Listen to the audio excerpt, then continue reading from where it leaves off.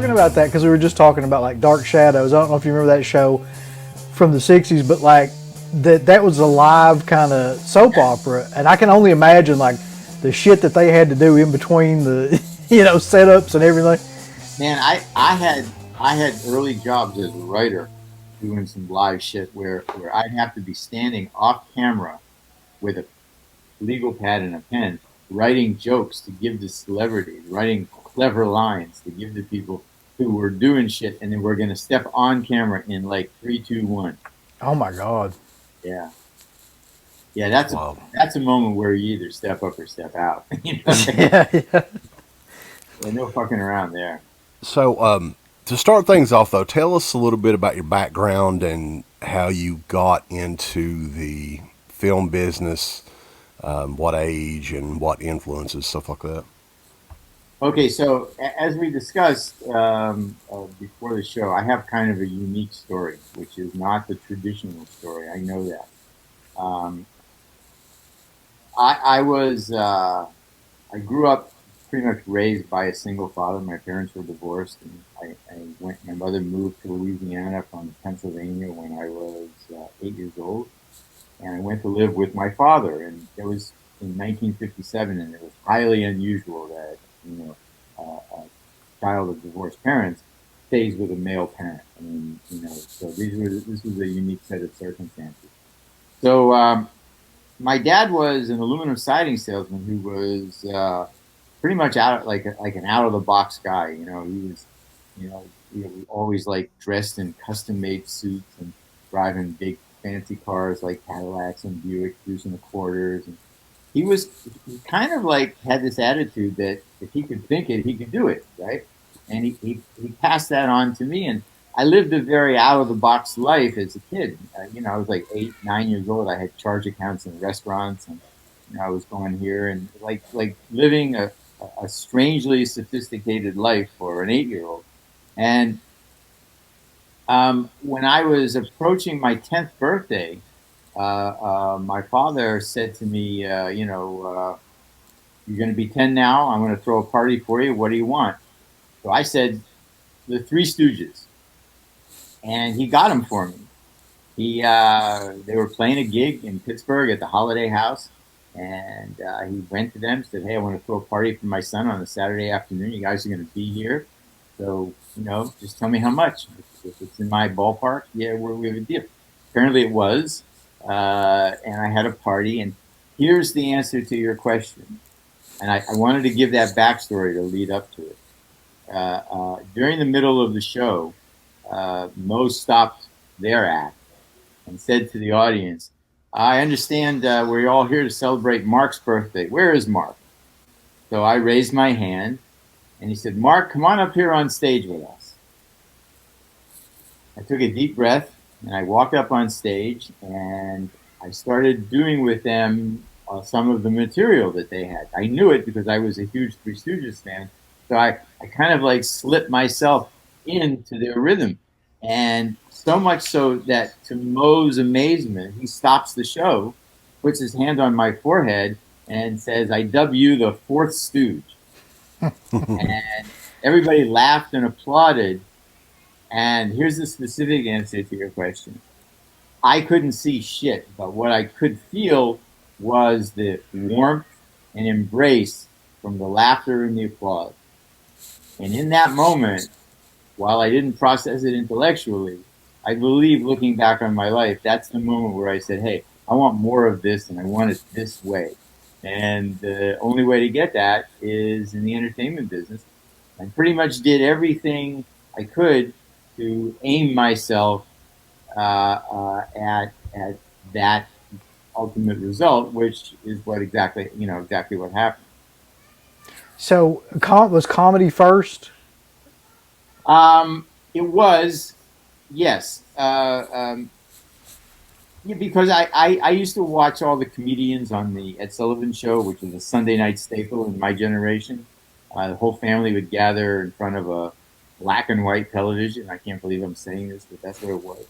And we'd watch, and there was always a comedian on there. And I was particularly taken by, like the Alan Kings, the Jackie Masons, Myron Cohen's, Mort Saul, these guys who I couldn't believe it. And I realized that, wait a second, there's a job like this?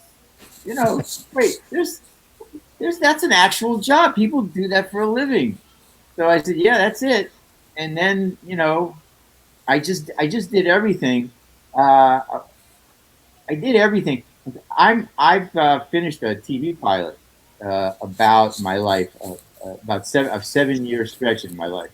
And when I was 14, 13, 14, I was watching. This was in 1963. I was watching with my father at a movie theater, Jerry Lewis and the Nutty Professor. Okay, so movie ends, and I say to my dad something like, "Wow, Jerry Lewis, the funniest guy in the world, and what must it be like to be in the movies?" So my dad, out of the box guy that he is, right, says to me, "Well, maybe you'll find out someday." And I said, "What are you talking about?" And he said, "Well, look, you're funny. People do it every day. Why not you?" And I couldn't answer him, and I remember that I couldn't answer him. Yeah, why not me, right? So he and I made this little deal that one of these days I was going to be in a movie that was going to open up at the Stanley Theater in Pittsburgh that my cousin managed. My father's cousin was the general manager, and that my dad and I were going to come in a limo, and it's just some kid bet that you make with your father. Well, 7 years later, when Last House on the Left opened up in Pittsburgh, it opened up at the Stanley Theater, and my dad and I rode to the opening in a limo. And the series that I'm doing called Those 7 Years is a story of what I did from the time I made that bet until it actually happened. So yeah, and that's what I said. I don't have like the usual story. I've been on this road, at various stops along this road pretty much my entire life. I'm curious too because before we get right into the Last House, because you from around Pittsburgh somewhere, Yeah. were you guys familiar with Romero or any of the stuff that he was doing like around Yes. the? I mean, I wasn't in any of it, but yeah, of course. Yeah. George, native Pittsburgher, Night of the Living Dead. I knew people who were actually in that. I believe. What year was that made? 69, I think. 69. Yeah, Yeah. I was in New York City, in the Catskill Mountains. Actually, it was right before I went. I was in the Catskill Mountains working. When I was 19. I was the stage manager of the Raleigh Hotel in South Fallsburg, one of the great Catskill Mountain resorts, and that's where I kind of watched every comedian in that era, in that whole New York, Ohio, that whole Catskill Mountain era, who were there multiple times. So that's where I was. But yeah, George Romero, sure. Wow. So the Catskills, So that's you like were one of the most famous kind of comedic It, stops for people. Yeah. More of a stomp. It's a birthing ground. It was a place where you would work, and there were various levels of bookings available there. So it wasn't all A level. Like the hotel I worked in was an A level restaurant hotel, but there were these little bungalow colonies and smaller hotels. And it was well populated with places, and you could go there and hone your craft. You could really earn a living in the summer and hone your craft. I saw plenty of people do it. Wow. so you were in your early 20s when Last House on the Left was being made. 20 Uh, years old, 21 years old, something like 21 years that. old. Okay. How did that? How did you get involved in that? Because that was, I mean, Wes Craven and Sean Cunningham, they're huge names 10 years later or whatever, but, at that There was point in two time, guys named Sean and nobody. Wes back then. So Yeah. here's what happened. I had a manager uh, who was managing me for acting and for stand up, and it was the same company that managed Tom Jones and Engelbert Humperdinck. It was Lloyd Greenfield and Associates, and the guy who managed me, his name was Dick Powers. Okay, so New York routine is you get up if you're an actor, you make your rounds, you go see your agent, you talk to your manager, you go have lunch, you waste some time in the parks, but you always like check in with you. Back in those days, you would just it was routine for people to drop by in person, to drop by the office. So I was doing that, and their offices were in Rockefeller Center, and I walked in, and Dick said to me, I have an audition for you. And I said, really? He said, yes. He writes down on the piece of paper, it says, go to this address, ask for one, two, or both of these guys. One's named Wes, one's named Sean, and come back here afterwards. And I said, okay. He said, they're waiting for you. Okay, 20 years old, man. What the fuck, right? I go down. I go into the office, down a few blocks south of Dick's office, and I meet Wes and Sean. And Wes is this young guy with like long blonde hair. Sean is kind of stocky and mustachy. And they say, here, read this scene. So I looked at it and I said, tell me about the guy. So then they told me about the character. I said, okay, so I read the scene. They said, thank you. I said, thank you for your time. Got back, went back to Dick's office. And by the time I had gotten back to Dick's office, they called and said, that's our junior. That's him. That's what we want. Okay. I mean, you got to remember my mindset, man. I'm an out of work actor. Suddenly I'm in a movie. I'm one of the 4 leads in a movie. So for 4 weeks in Connecticut in 1971, I spent making a movie with some people who, many of whom became lifelong friends. So what the fuck is wrong with that? Nothing. Again, it's me on my path. There's definitely some aspects of the movie that we want to talk to you about that Sure. we haven't really heard a lot about. And one of the big things, and I think Aaron over here has a little bit of a story behind this as well, is the lead in the movie. Sandra Peabody, Sandra Cassell. Mm-hmm.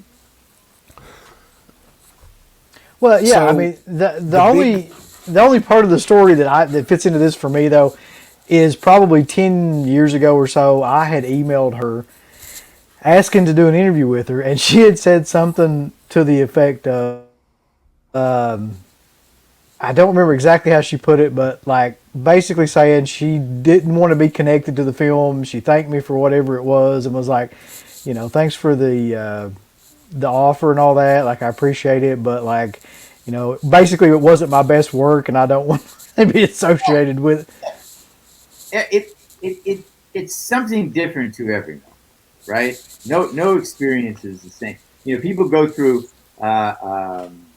experiences together, but because everybody's an individual, that experience is different for everybody. I think that there were times that she had a rough, she was, first of all, let me say she was always very pleasant. She was always a nice girl, like nice lady, just fine. I had no issues with her. She was very sensitive at times, and obviously this was the material was rough. But on the other hand, the script that I believe she said yes to was an earlier draft that was a lot rougher. Mm-hmm. And was much different, because the original draft of the script that after I believe this timeline is correct. I don't want to swear to it, but I believe it's correct. We all agreed to do a movie that bore the original title, "The Sex Crime of the Century." Okay, so with that title, the script was, I believe, if I recall, much rougher than this on the girls, and it was afterward that Freddie and David and Jeremy and I got together. And even in our nascent film career, our collective nascency in our film careers, we knew that we didn't really want to do that other thing, that we wanted to do something a little less graphic and So Wes, to his credit, listened to us and generated another draft of the same exact story, but with a slightly less horrendous take on it. Still impactful, obviously, And I think it was good for him to go through that and up his storytelling game a bit, because he had great storytelling instinct. Remember when he did this movie, he wasn't Wes Craven's successful director. He was a guy named Wes who was trying to finish this movie on budget and make the days right and tell his story. So you got to Yeah. put everything. You got to put everything in a perspective. But Hmm. as far as the both girls, Lucy and Sandra, Lucy is also what I remember as being terrific. Uh, um, Sandra had it rougher than Lucy because Sandra's character went through a worse and more degrading experience than Lucy's character.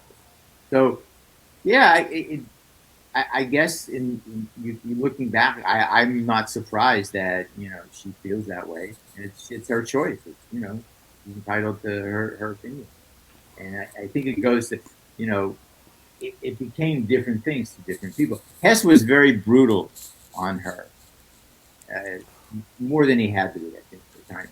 But he But was very methody and decided to just stay in character the whole time. And it was kind of goofy to tell you the truth, but uh, well, it I, was. No, but it was to me, it was like goofy. To Marty Cove, it was even more goofy because Marty was living with David's sister, so they were like brothers-in-law, right?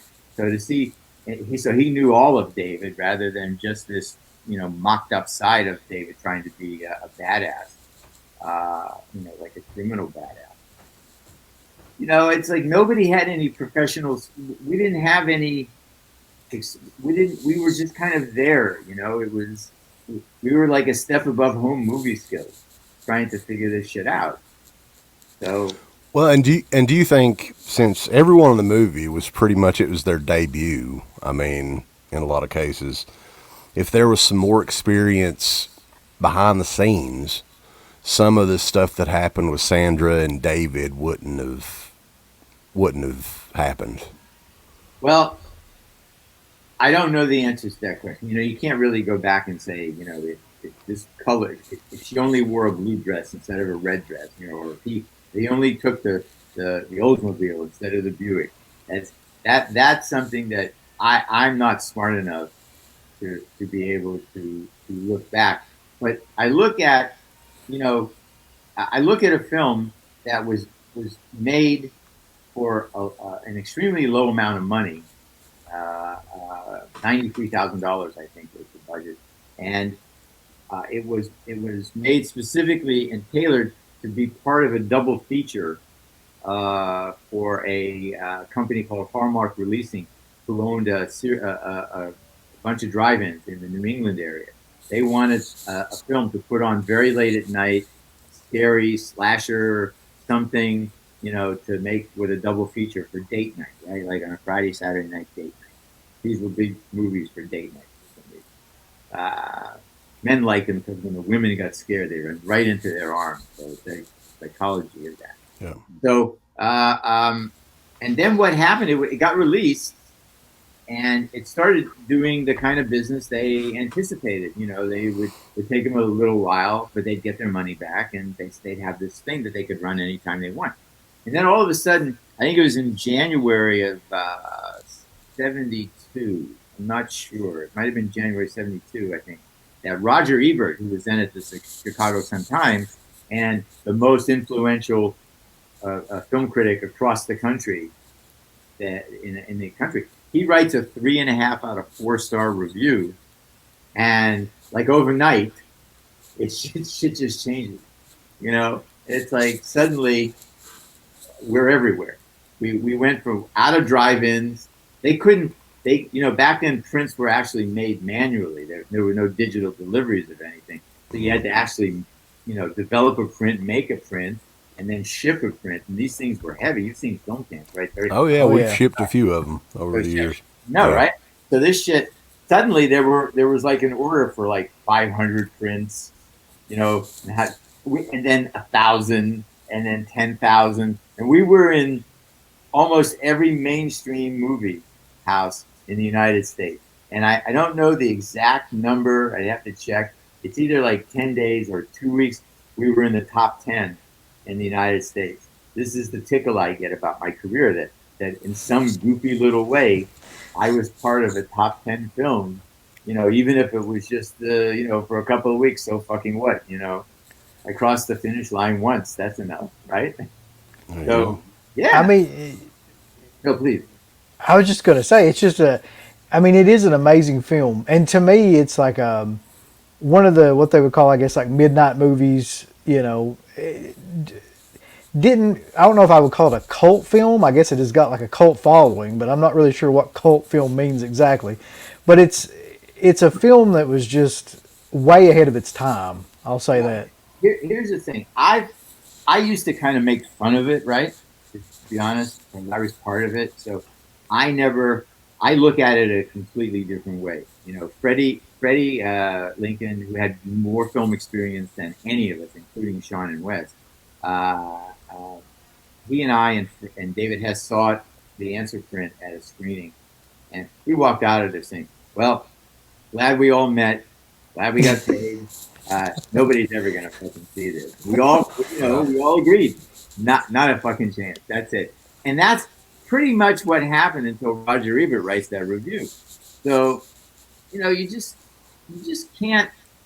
There was a magic to this. I look at it now, and now what I know about filmmaking, about casting, and about that thing that elusive thing that you try to capture in a bottle when every time you do a production, casting, it's this, it's that. They got very lucky, and they mean Wes and Sean. They got very lucky with the cast that they got, because we all had something that we brought to the table, but we were all unknowns, and the fact that nobody knew who we were kind of allowed the audience to devolve into the anonymity of the story, right? And to not view it as, oh, that's Brad Pitt as Benjamin Button, or it's, yeah, Hannibal Lecter's scary, but we all know it's Anthony Hopkins, right? Uh, Yeah, and there it was definitely. Yeah, where we're almost like a documentary, right? It almost looked like, at times, a very weird documentary, like some weirdo's home movie on a crime. So, That's exactly what it. Yeah, I think yeah, that's the biggest part of it. Yeah. yeah, and over the years, at some point, you guys got to understand it. I started doing these film conventions where I go and I sit there with pictures and I sign autographs, and people pay me, and that's really great because my wife takes the money and goes and buys shit that she. Yeah, yeah, yeah. I tell you, I got plenty of stories about her reaching into my stash and just saying, "I'm going to the mall." I said, "What mall?" She said, "Any mall. There's a mall around." So she really loves the convention scene, then, huh? Oh yeah, yeah. I got tons of stories. But anyway, so I would do them. Hess got me into doing them, and you got to understand. At some point, I said to myself, "When is this shit going to stop?" There's a reason. I started to ask myself. I said, "There's got to be a reason why this is not going away." Because it wasn't a great movie in the sense of a great movie. It just wasn't. It was shot on Super 16 with, I can name you the things we didn't have, right? But still, and then, you throw a question out to the universe, and sometimes the universe throws you an answer. I remember reaching to the point where I asked myself this, and then one day I was at a convention, and I look up, and there's this cute little girl, like 14, 15, parents behind her, right? Parents behind her, and she said, points to a couple of pictures, and she said, "I'll take this, and I want one of those lobby cards." And at some point, I said, "What's with you? Are these for your parents or grandparents?" She said, "No, it's for me." I said, "Why are you watching this movie?" And she pointed to her father, and she said, "Oh, my dad made me watch this movie." And I said, "What?" And he said, "Yeah, you bet I did, And I'm thinking, why? And she said, he wanted me to know what could happen to me if I made if I made the wrong decision. And then it hit me. What Wes made, and the reason why people still go to see it, and the reason why I still have these celebrity in a box moments a few times a year, is because he created this cross generational cautionary tale. that parents make, and then I heard tons of stories like this. This was opened the floodgates to something that enlightened me on as to what I was actually a part of, right? And I I started to develop a whole lot more respect for it at that point. You know, when you start influencing people's lives and their behavior, hopefully in a positive way, then you gotta pay attention to that, and have some respect for that, because that's not something that everybody gets a chance to do, or Mhm. not that I ever intended to do. It just was a side effect, collateral, you know, result of what the film became. But it did make me sit up and take notice and have a whole lot more respect for the fans and the why. And once I started to hear these explanations, you know, trying So the to version of the film that's been out since the DVD released, how is that different from the actual uncut version of the movie, if you recall? I mean, okay. what was some memorable stuff you guys shot that's not in the movie now? There's some scenes where Sadie disembowels Lucy, and she pulls out her intestines. I don't know, unless you're a gastroenterologist, is that really interesting? No, Is that really? Yeah, that's not really necessary, I guess. anyone who is not Some studying, people would like that, but you Yeah. yeah. know, or so I think that you talk about the cut that was released a couple of years ago, right? There's a couple of different cuts that's out on that release. I Yeah, think there's the edited version, and then they call it the uncut version, which I guess is the. I'm yeah. not really sure. I haven't seen all of them, but I think that's all. I'm trying to remember if there was any graphic sexual stuff. I don't really think. Yeah, I don't think there was anything other than what's seen in the most liberal of the cuts that's out right now. mhm. So Yeah, I know there was something in one of the books that said that they had recorded some stuff with the two girls, but I don't know yeah, if that's I've heard that. I don't know. I don't remember that. So okay. you know, I wouldn't know what to say about that. So, and also, this was filmed in '72, so the drive-ins and movie theaters and stuff was '71, released in '72. Um, so after the initial theatrical run, it didn't come out on video. I don't think until like the mid '80s. Is that Um, right? yeah, I think you're right. I think it went away for a while. I think it was Vestron was the first Hmm. video release, uh, um, and that I think is due to that cycle thing. Like it had to cycle through a generation, and kids had to grow to a certain age, and parents had. I really think if you look at the time, you see that transition happening, and Well, I don't know. For me, though, I mean, I grew up in the '80s. The video store era was a big thing for renting a movie on Friday night or whatever. And Last House on Left was not one of those movies. I didn't see it until I guess the MGM DVD came out. So yeah, this was when I was, that kind of started a huge resurgence. yeah. Uh, That's what I was going to ask because it didn't. It seemed like it kind of went away there for a while from the, yeah, yeah, and Wes Craven become a huge name in the the '80s and the '90s.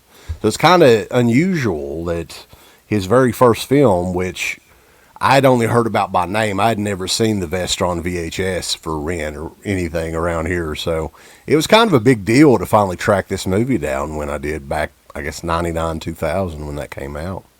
yeah. I think that MGM started a resurgence because there have been several different remixes, like the Arrows, the one that I was involved. I was actually involved in the MGM, but peripherally. I did Hmm. some interviews and did some of the other stuff.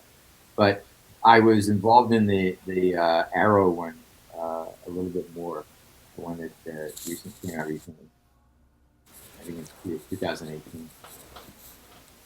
So can we No, can please. we can we talk a minute about David Hess and his method acting, along with like Sure. in relationship to what it was like for you with that, to act with that, and also like what you saw other people, how they reacted to it as well. All right. So, Dave, I must say in advance that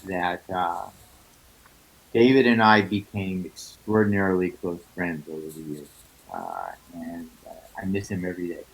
He was out of his fucking mind, but I miss. No, he really was. He was fucking. Yeah, we met him briefly a All few right. years All before he right. passed away. Yeah, he was a funny guy. It seemed like. But I had this relationship with him where he never intimidated me. He never bothered me. He never. We lived together for a while after Last House. We became instant friends. He could never ever get to me. In fact, it was the other way around. I was always able to push his buttons at will, and he knew it, right? So let's go back to your question. Um, David had never acted in a movie before. Marty Cove is the one who got David the audition for Last House.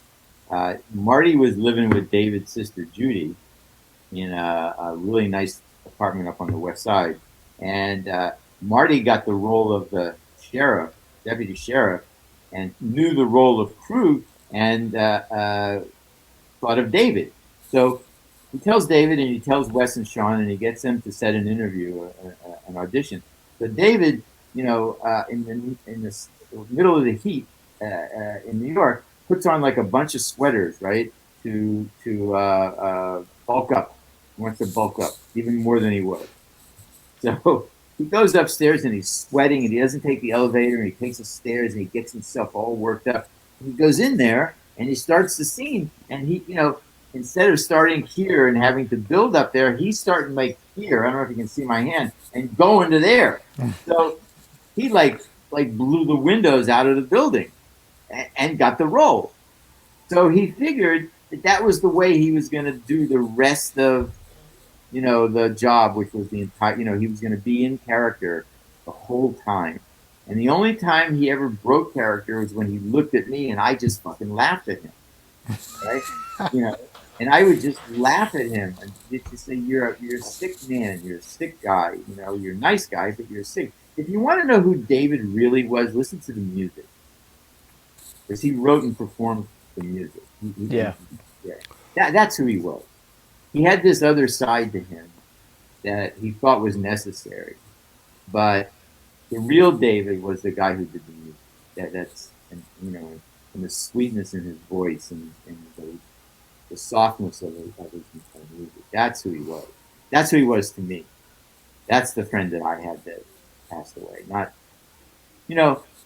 he's had so many weird. I've had so many like weird moments with him that like he picked us up once, a friend of mine and I, up in San Francisco at the airport. We're going to spend the weekend with him, right? And he asked us, "Where do you want? Where you guys must be hungry. Where do you want to go to dinner?" And I said, "We want to go to a sushi bar. We heard about a sushi bar. I want to go there, or any other sushi bar. That's what we want." Well, okay, but I want to stop in this German beer hall before and get some good German beer. I said, "David, we got 3 Jews here. Why do we have to like voluntarily go into a German beer hall? Let's go to a Japanese restaurant where we have a good chance of walking out." And who cares? So he's in this Volkswagen van. He has his golf clubs and some other shit. And my friend had his suitcase and a wallet sitting on the dashboard. We go in, nothing but like Nazi guys in there. We have a beer. We come out. David's van had been broken into. His golf club stolen, his stuff stolen, and my friend's wallet sitting on the dashboard never touched. And when Hess started screaming, I said to him, "Hess, we were at a sushi bar. This wouldn't have happened. You took us in this neighborhood on your own. Okay? This is the kind of guy David was. He just like would invite lunacy and not take a simpler, more passive path." Your final scene with David in Last House on the Left.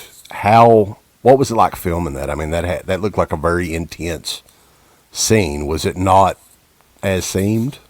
Well, let's say that we followed all the gun protocols. obviously, which Right. were in place back then. Uh, um, it was weird. The weirdest part was because it was. You guys know what I mean by like on the day effects. It means that nothing was going to be done in a lab or by process. It was a lot of the effects that we did were like there. So Hmm. what they did was they had a prosthetic of my brain exploded made for the back of my head, and the way it was applied was that there were these little holes in the periphery of it, around the circumference of it, sort of, and they would then take strands of my hair and sew it with my own hair in. To that took like a long time, and it was kind of painful when that happened. And then they would just bloody it up, and in the mirror, it looked like my head had been blown up. Wow. That was yeah, it was kind of weird. The most I guess I saw watching my father watch it, which he couldn't do actually. He would get right up to the point every time he saw the movie. He'd get right up to the point where that happened, and he'd leave the room. And he would just leave the room. So as an actor, it never looks the same as it does on camera. So my recollection of it in person is much different than what it appears to be on screen. So it was the character's fate. So as an actor, I accepted that. That's another thing about the movie too. Like it, in a way, I wonder if part of its appeal is it's like the perfect, like full circle, revenge kind of morality story. We're at the end. Everybody, like all the bad guys, get their Yeah, comeuppance too. yeah. But for me, I didn't really figure out what I think the movie was about until a few years ago. And I was watching it, and it was in the dinner scene that that it came to me that it's a movie about class warfare. It's a movie. That's why these people were criminals. They were criminals because that was their way of fighting a class warfare battle, and that's where it revealed itself to me. And again, I'm always learning. My mind's always open to figure shit out. One thing that I thought was interesting about the movie is Fred Lincoln's character Weasel, Yeah, who I think he does a great. I mean, his yeah, he does Freddie. an amazing job in that movie. But there was one of the documentaries he did where it was almost like he was ashamed of the movie and was like, Well, he and got what's crazy is like he had a porn film career for like decades. So this is the Freddie. one movie that he's ashamed of, oddly enough. Well, it wasn't so much that he was ashamed of it. Here's what I think it was, based on my experience with Freddie. Okay, which was right up until he passed away. Um, he got kind of shafted in that his name was never on the poster, and he was never given the credit that he earned and deserved. Freddie had a vast career, even though it was in porn movies. Acting is acting, right? Cameras are cameras, sound is sound. Blocking is blocking, angles are angles, shots are shots. Hmm. And so Freddie had more experience than anybody, and it was Freddie who staged a lot of the stuff. The whole, when Mrs. Collingwood bites off Weasel's penis, and the hammer thing on the teeth. That's all Freddie. All that interesting staging that ended up being used. That was Freddie saying to Wes, "I think this would be a good way to do it." And Wes, to his credit, was learning. So he was, yeah, sure, we'll try it. It works great. So I think Freddie felt kind of slighted by the success of the film, that he had so much to do with it, and much more than I did. He knew so much more than any of us. So I think that his feelings were, and I get this from having spoken with him, and flown on airplanes to conventions with him, and knowing him all these years. I think that's what it was. He just didn't. He was responsible for a great deal of it and never got the due he deserved. In a lot of ways, like he set up a lot of the most memorable scenes, but like nobody ever really talked Yeah, about that per se. that's correct. Wow. He had a tremendous. He had more film experience, like you guys know. He did all those porn movies. Well, the process is the same for the most part. He had technical experience. He had editing experience. He had all this stuff that he brought to the table. and just didn't get to do. They just didn't get. Wes wrote the script, and the whole concept was his, and he directed the movie, but there were certain key areas that Freddie, laid a big and experienced hand on. The movie turns 50 years old next year. Do you think in 2072 people will still be watching the movie in another 50 years? I mean, it's kind of crazy because you guys shot this movie in what, less than a month? That's right. Back in 20 days of production. Okay. So I'm sure you guys are like 50, yeah, not even 10 years from now, people want to know what the hell this movie is. So is the movie going to be 100 years old and people still watch it, do you think? Well, I think it passes prologue. The answer is yes.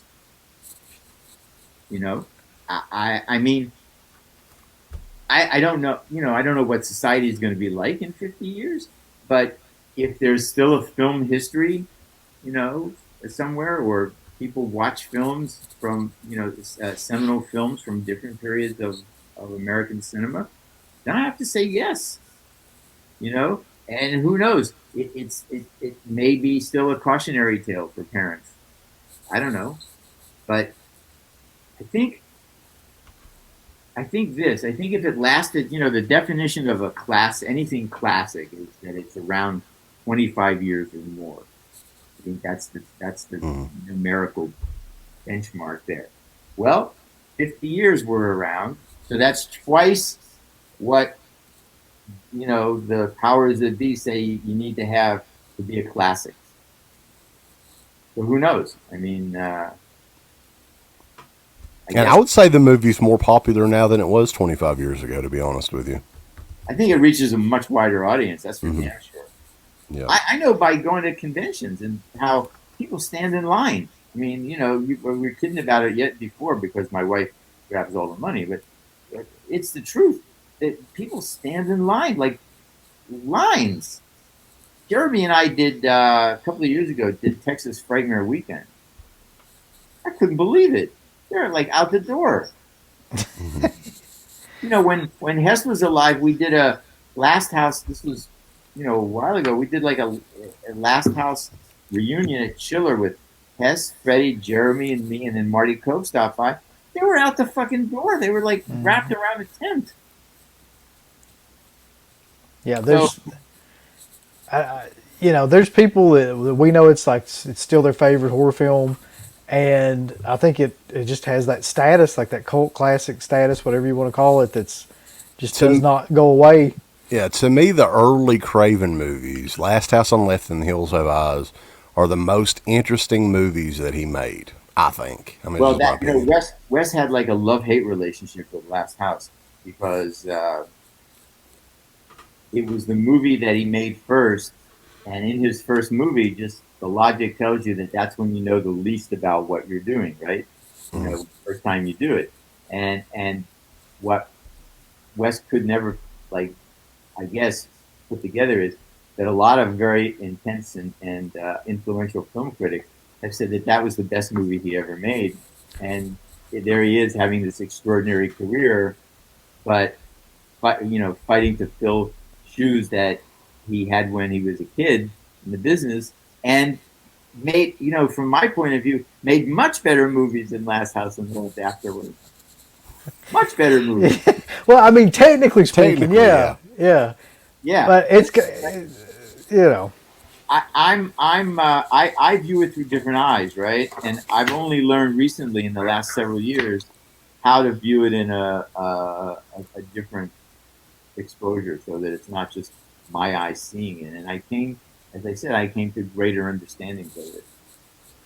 yeah, and there's something about the way that it's filmed, similar to like something like The French Connection, Yeah, where it's that documentary style, like just there's something about the tension that you can create by doing that, where there's not really a fourth wall. Like it's almost like the camera can go all the way yeah, around in that's the different. thing. That's what Yeah, that was the kind of unintentional, I think, magic of the way that happened, which was a function of we didn't have a lot of money to spend on fancy shit. We had to shoot it that way or it wouldn't have gotten done. We Yeah. didn't. That was one. That was my issue with the second one with the remake that Sean did.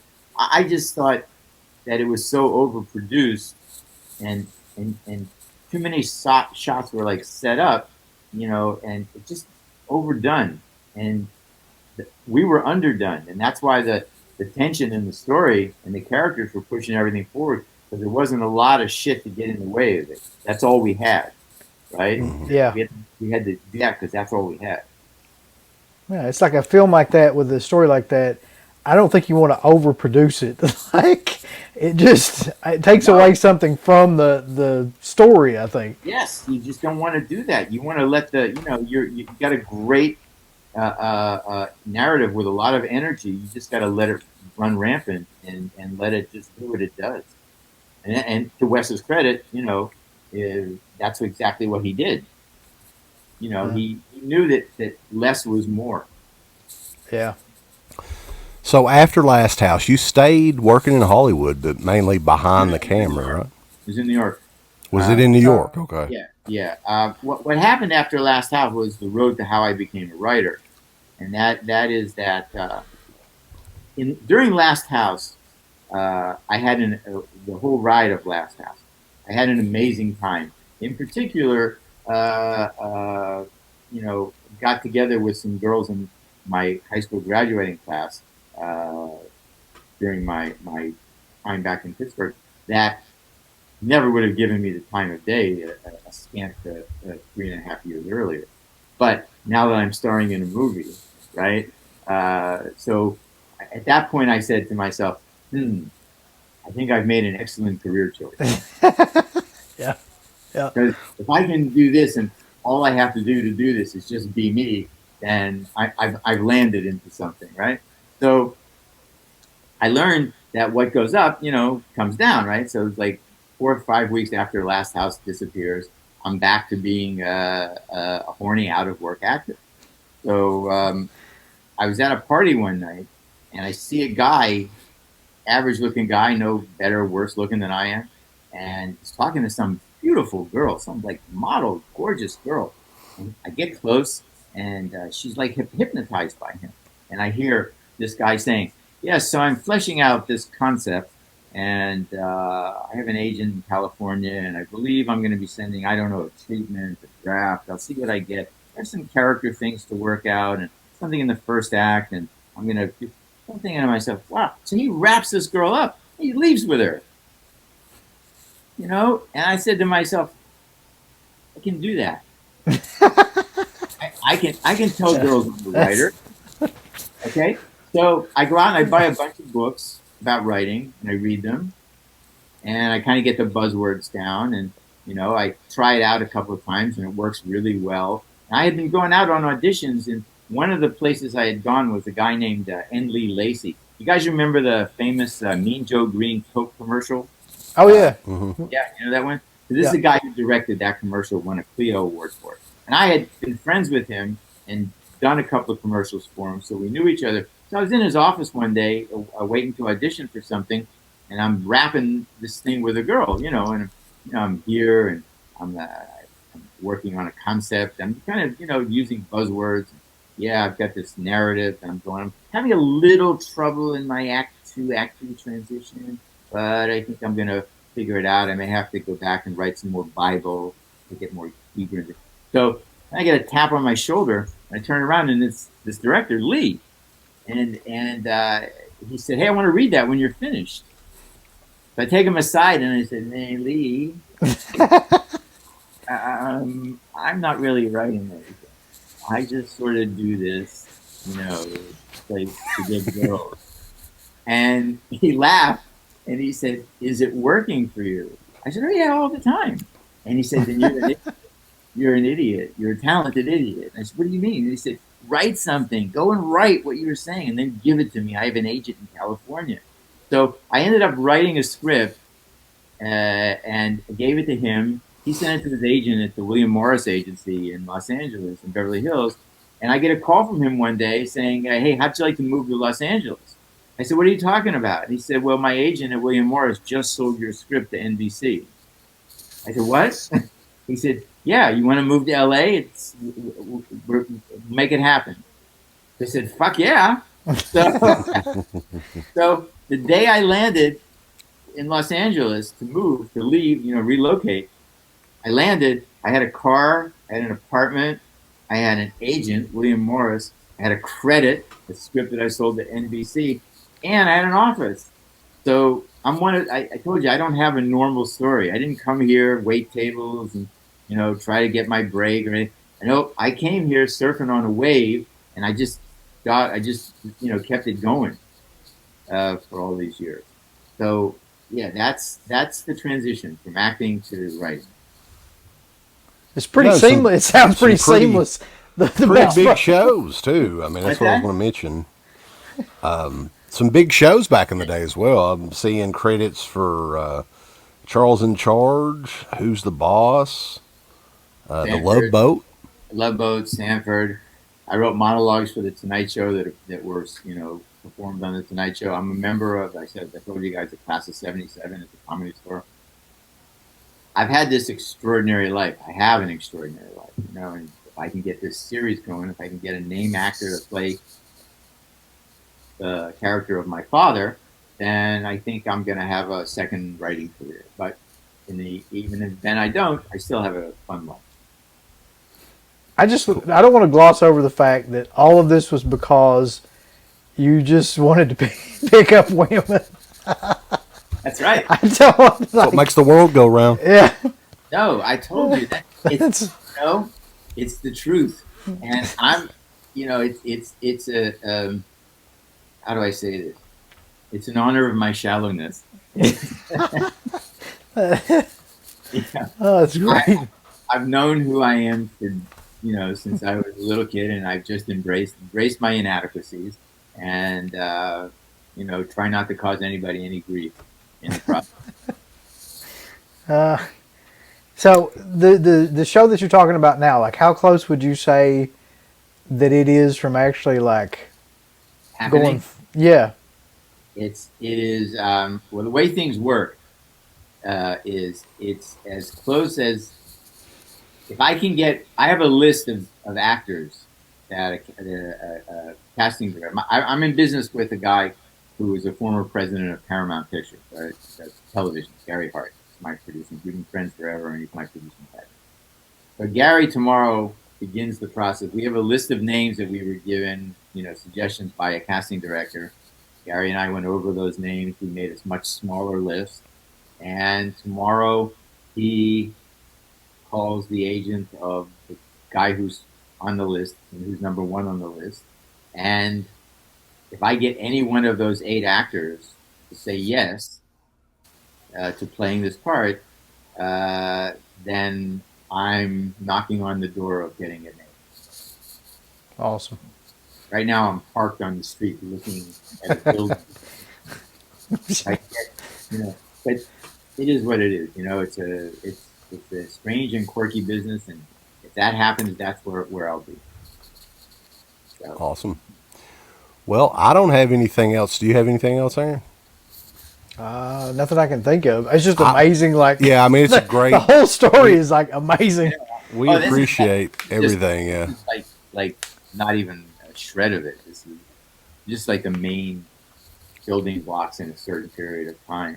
I've got more fucking stories than I can imagine than I ever believed. Well, yeah, I mean, that's kind of what I was thinking. Like the things that you've done lend themselves to stories. Like, I mean, up in the Catskills, and then like movie business and writing and all that. Like, I can only imagine. Yeah, I mean, I lived with a girl in New York City when I was like during this last hot time, whose father was kind of a Tony Soprano character out in Queens, and spent an interesting period of my life immersed in that lifestyle. As an observer for sure, but there, yeah, I've had. It's just a real interesting ride.